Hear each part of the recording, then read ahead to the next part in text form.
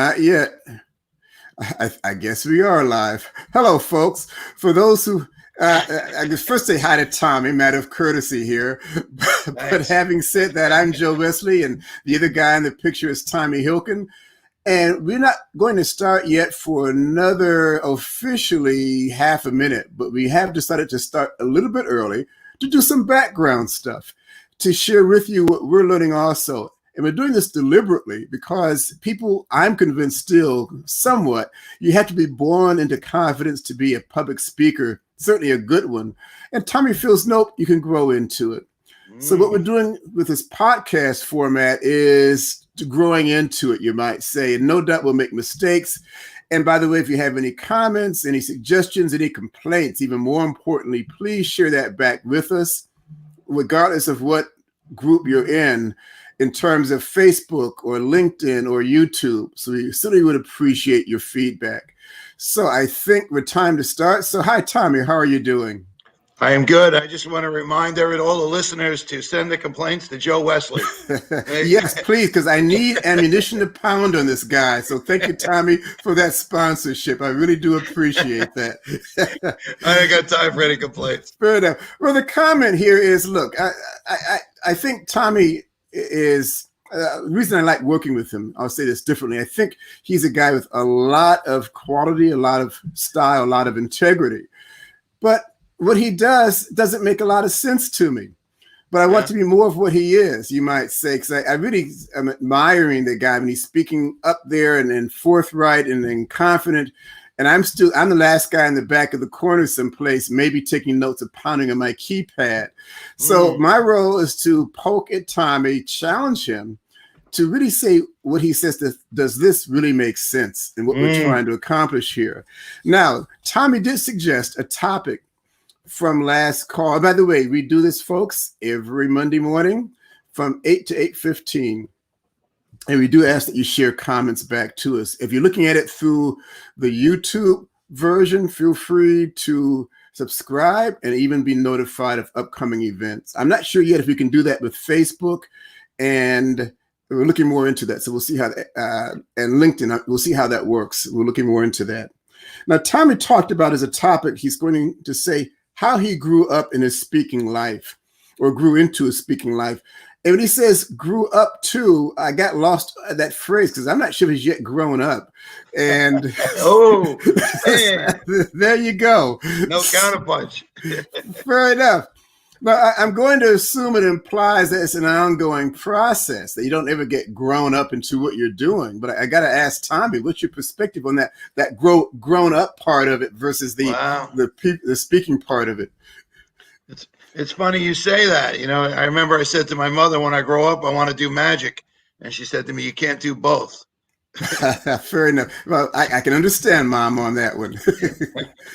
So, you know what I wanted to say to you is, you were talking earlier about watching me present. And I think the word that people have to keep in mind is comfortable.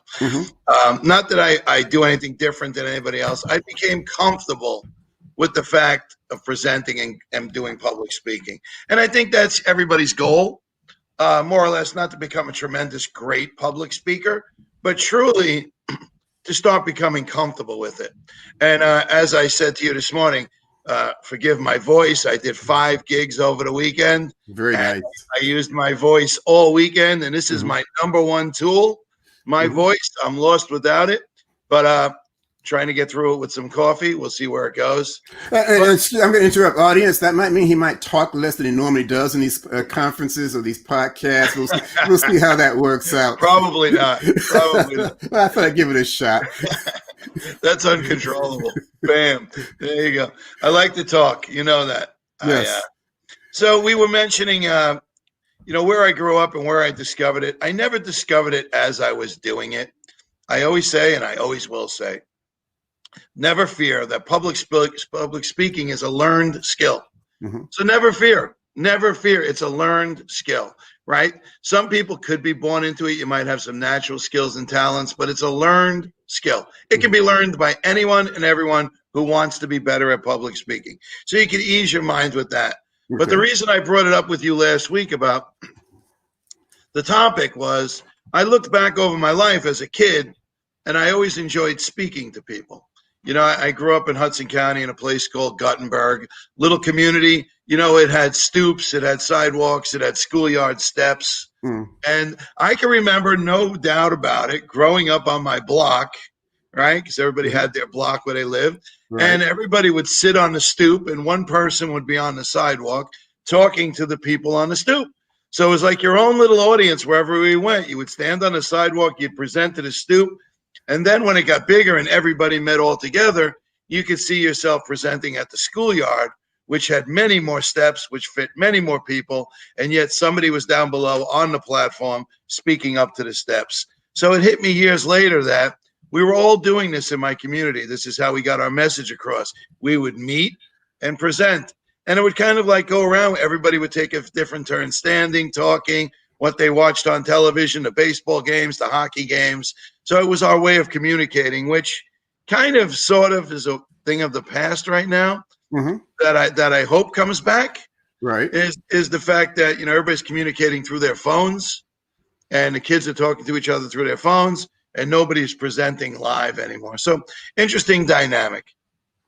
Interesting. Now, rephrase it. Do you ever see yourself? I'm going to reverse that challenge to you again. Do you ever see yourself as having grown up into your industry, or is it always a growing up process that you're going through? Always the concept of it.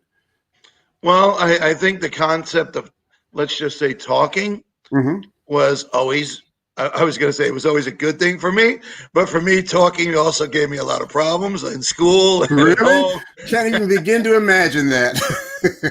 So the natural thing is I love to talk. I love to talk to people. And the greatest connection I have is with people. I love being with people, conversing with people. I could do it for hours and hours and hours. I love everything about it.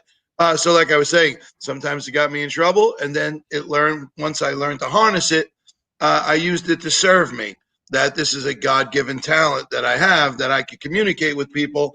And it started out with one person, 2 people, 10 people, 500,000 people. So it just grew little by little by little, and it took care of itself. And it literally started out small, got big, and as I got bigger, it got bigger. Okay, I hear that. But you made a phrase known, God-given talent. What about the rest of us that weren't blessed with such talent concept? What options do we have to go along the path that you've gone along, perhaps? Well, it is to educate yourself, get trained, practice this, learn this. So maybe some of the basic inner things came to me naturally. I have a big personality, so if I learned how to do public speaking and I put that together with my big personality, it made me explosive. Okay. Yes. But we're talking about giving presentations and giving a professional presentation. So everyone can do that as long as they plan it out, they prepare ahead of time, and they know exactly where they're going to go with their presentation. I say it to you, always remember, winging it doesn't work. Being prepared is the only way to go. So this is like, you can go to Toastmasters, you can learn training, coaching, whatever it might be. If it's important to you, don't have any stinking thinking that says, I can't do this, I don't have the skills, I don't have the talents. They need to be developed. Okay. How's that? Excuse my cough. I have a slight laryngitis also. I certainly can understand that it's a learned, skilled concept. But for those who maybe not yet quite ready for a Tommy interaction directly, there's some things I could say could practice on my own. And you talk about practicing. I have 1 or 2 cats that when they're hungry, they'll give me their full attention. Would that be the best time to give them a 3-minute talk about what I do and how I am? Or are there little home things people can do on their own to begin to practice before they get to the point that they really need your services?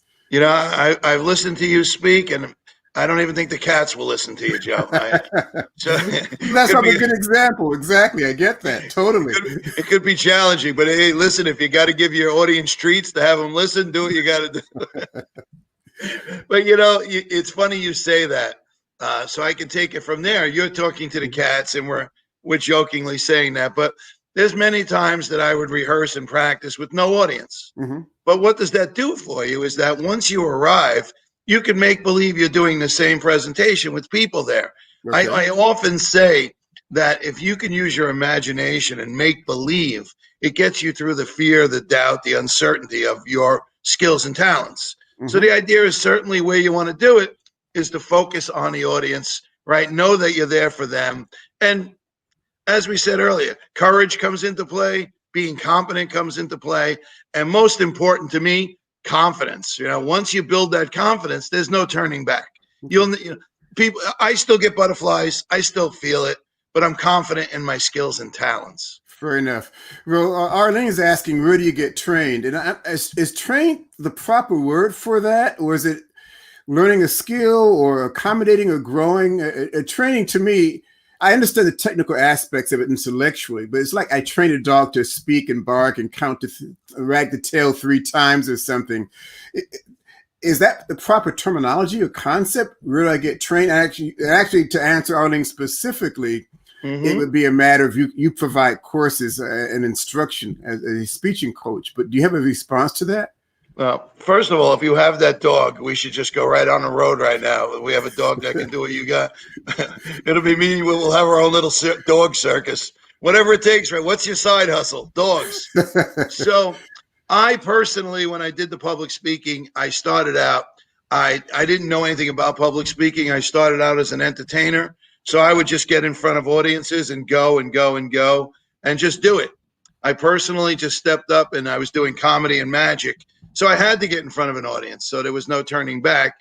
And I literally learned how to present my show. But then I wanted to get into public speaking and communicating to audiences without props, without magic, and just speaking. So the first place I went to was Toastmasters, which is a great organization. And I tell everybody all the time, because you get to speak in front of your peers, people who've been there. So Toastmasters is a great way.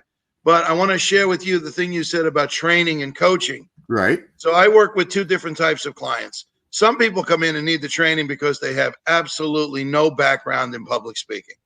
So training, they need to learn what it is and how to go about it, how to apply it, how to do it, right? So that's the training part where I'm actually teaching someone how to do public speaking. And then the other section is the coaching, where somebody already has a background in public speaking, but they want to be coached on a specific presentation. Okay. How can I make my presentation better? So there is a training and there is a coaching, and I work with both types of people.